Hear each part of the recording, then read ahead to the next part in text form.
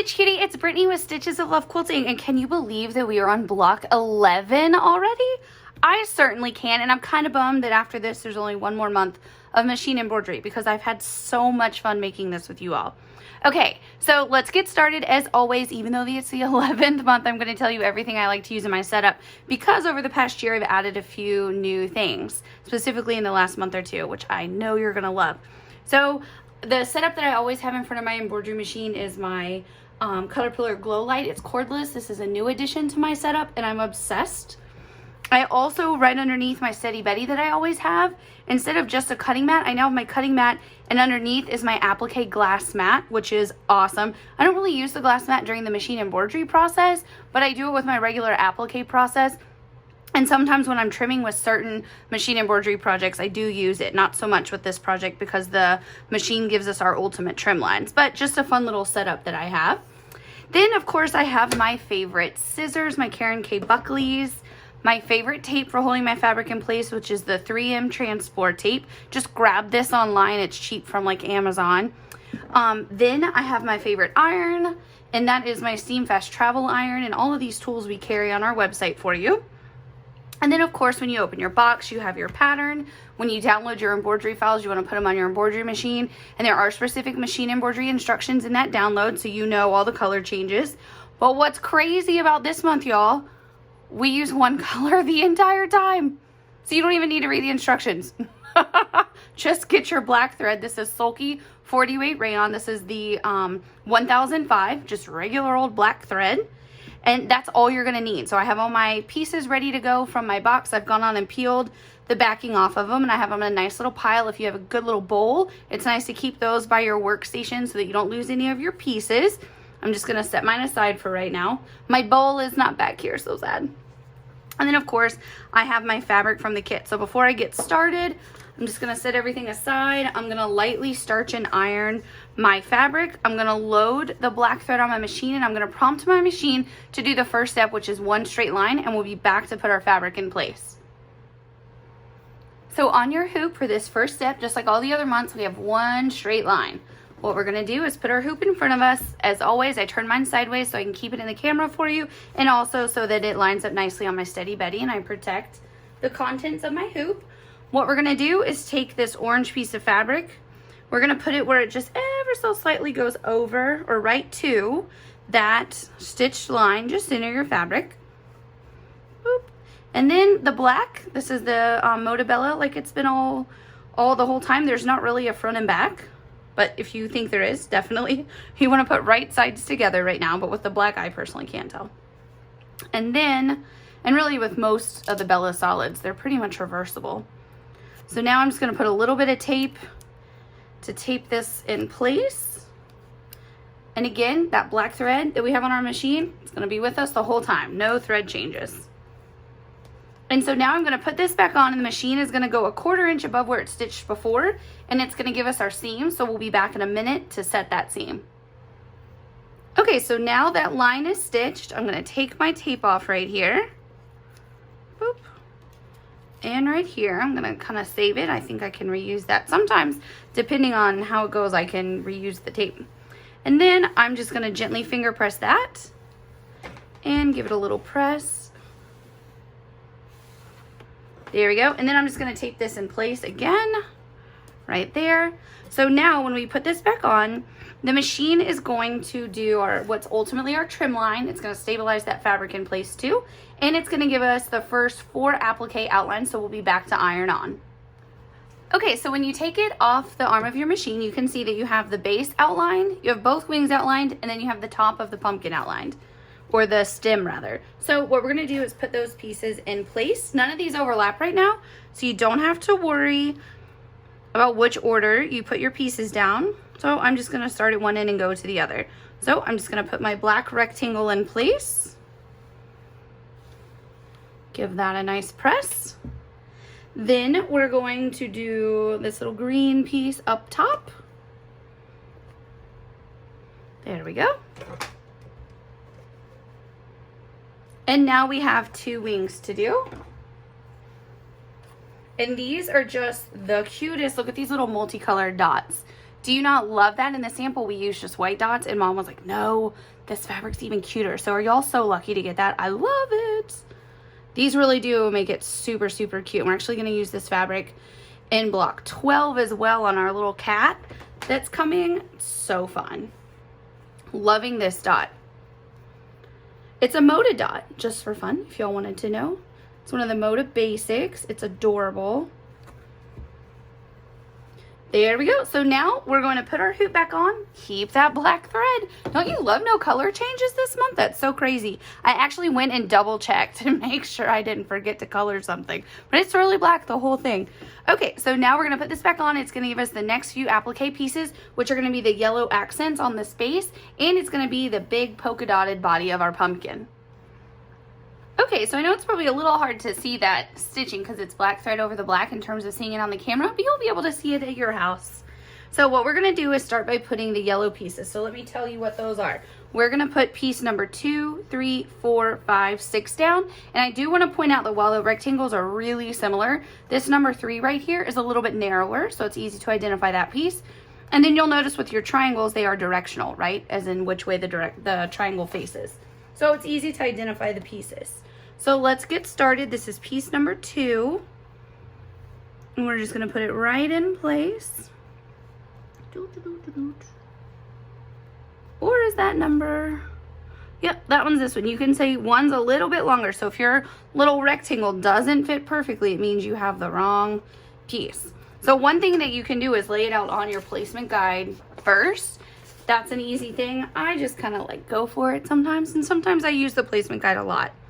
Really just depends, but you can see the piece number 2 is a little bit shorter than piece number 4, and then of course this middle piece number 3 is narrower, so that'll help you identify out of those 3 rectangles, which are really similar, which is which.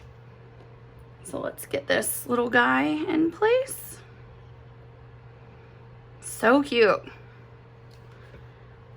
I had that thought of like a flying pumpkin too. Isn't that funny? I think it's funny. It'd be kind of cute actually for Halloween this year. I will hope I can remember this all the way in October. But wouldn't it be fun to sort of like build wings that stick into your pumpkin, and you could paint them polka dotted and kind of make your pumpkin on your porch look like this? We should all remember that together. That would be really cute. Email me, remind me in October, everybody, so that I remember, because that would be so cute. Oh, we should text Amy and tell her too. That'd be fun. All right, so now we have all our yellow pieces on. Now this piece is pretty easy to identify. It's your big dotted piece. So we're just gonna put this right in place. Perfect fit. Right there, I like it. Let's give it a press. So for this guy, I'm just gonna start in the center and work my way out. I know it probably looks like I'm dragging this, but I do sort of lift my iron so that I don't drag it. Look at that, our pumpkin's starting to look like a pumpkin. Okay, cool. So now when we put this back on, the machine is going to give us 2 more outlines, and that's going to be the little Swiss dot accents on the top of our pumpkin. Okay, so these 2 pieces are outlined. Oh my gosh, y'all, is that not too cute? It just makes me happy.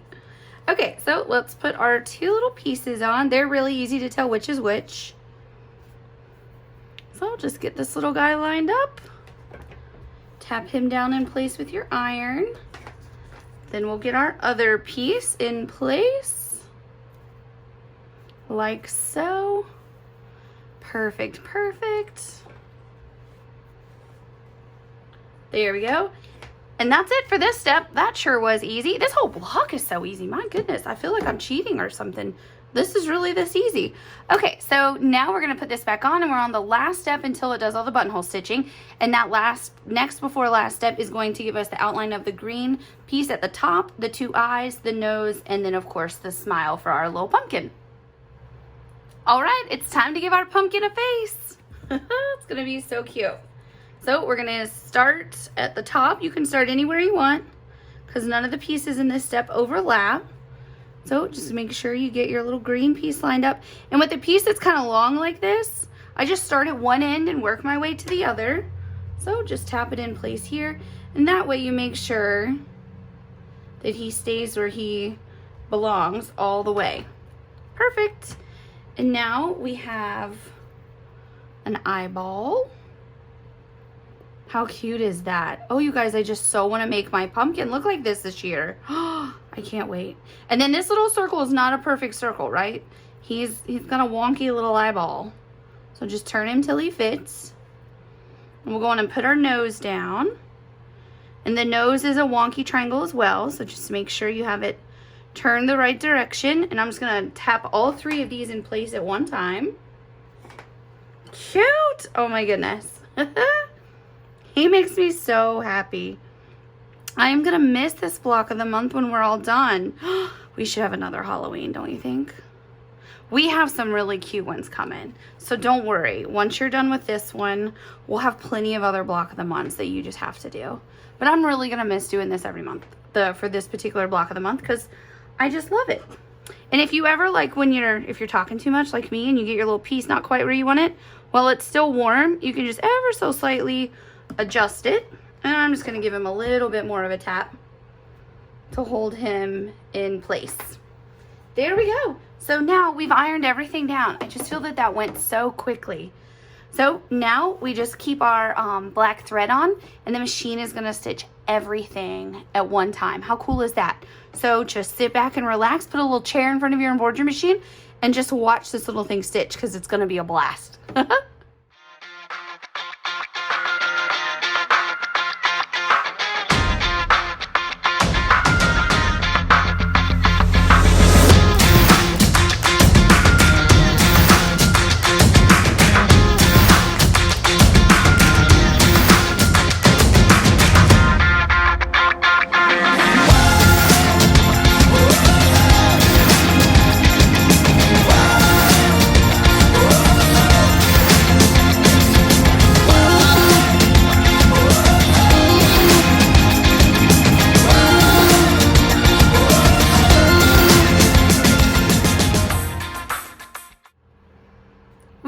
Everything is stitched. Let's take a look closely all the way from top to bottom. That looks so good. I love it. I just have one little thread I need to trim from the very beginning because I always hold my thread. I know y'all don't see that on camera, but I hold my thread.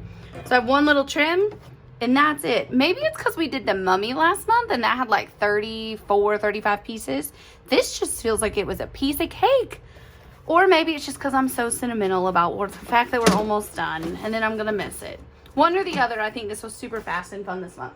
So now, like always, it's time to trim it. So I'm just going to move my Steady Betty out of the way for a second.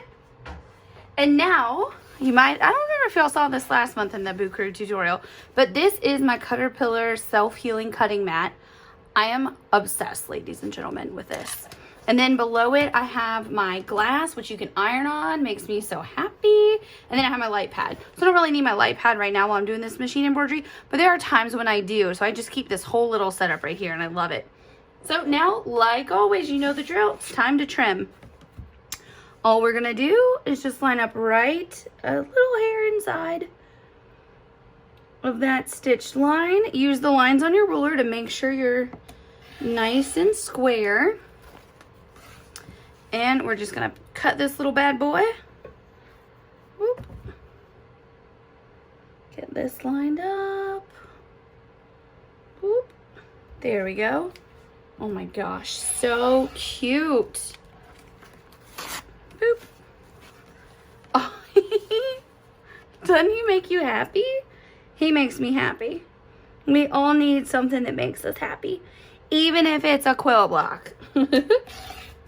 There we go, and one more little trim.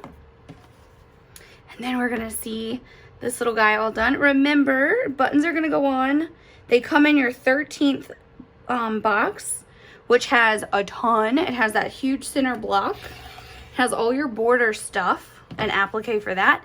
And it has all of your embellishments and maybe some surprises. Okay, take a look at our finished block. Does that look so good or what? So, real quick, all the way from top to bottom, this looks adorable. All right, so I'll see you back here next month for our final embroidery block. It's a cute little kitten with a collar, so that's really fun too. So happy stitching, stay safe, and stay well. Thanks, guys.